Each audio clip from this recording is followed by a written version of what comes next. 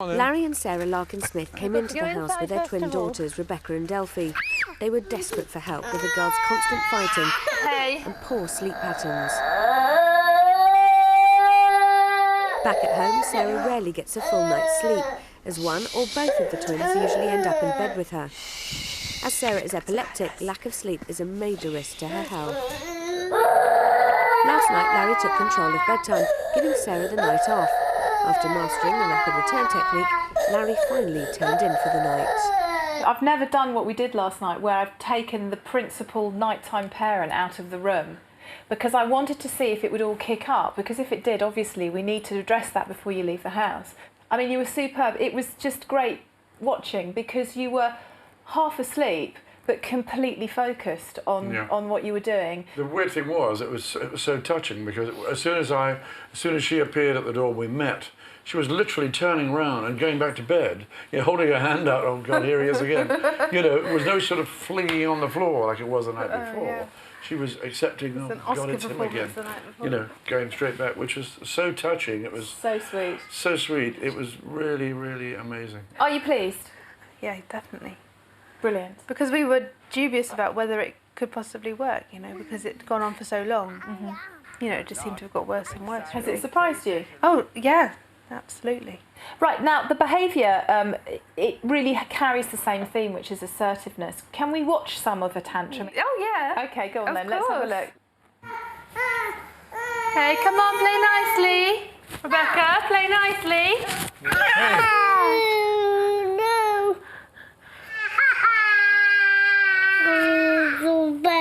I know she bit you, and I'm trying to get her to say sorry. Say sorry for pulling her hair.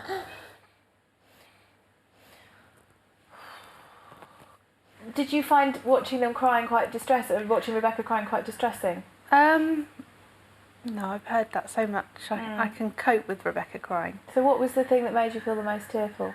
Because I just sound stupid.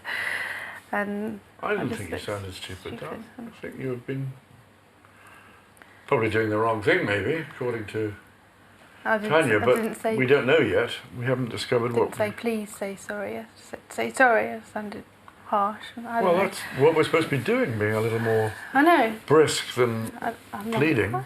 So what I need to ask you is this. Your own experiences as a child of parents were quite different in some ways, because you lost your dad when you were very young. You were 2 years old, and you went to boarding school when you were 4. I started at boarding school. When you were 4 years old? Till I was 18, I was at boarding school. Right. And so your relationship with your mother was close, or? My mum would admit that she's not the most maternal.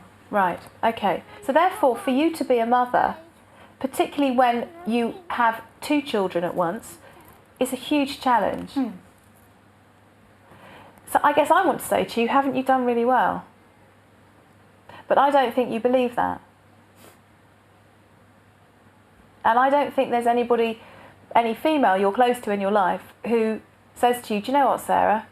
I think you did really well there. Or do you know what, Sarah? You've got great kids, developing really well. They've got a really good sense of self. Smiley, gorgeous, sociable kids. And I don't think you hear that very often. And I think you spend most of your day going, I'm not a good enough mother. My children are very unhappy. I must hold them near me. I have to have them in the bed. Because you know what it's like to feel the pain of not having someone near you. Yeah. Do you give me permission for us to have some time to talk about this tomorrow?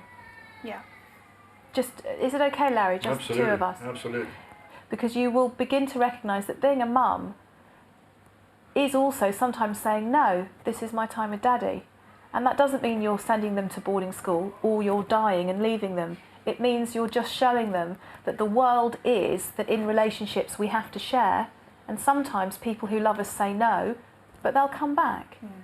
And I don't think you really had that, because in your heart, in your experience, it was always about abandonment. And you're a lovely, lovely mother. I just don't think you recognise that. No, she is a great mum. You're pleased she's the mother of your girls? Absolutely, wouldn't want anybody else to be.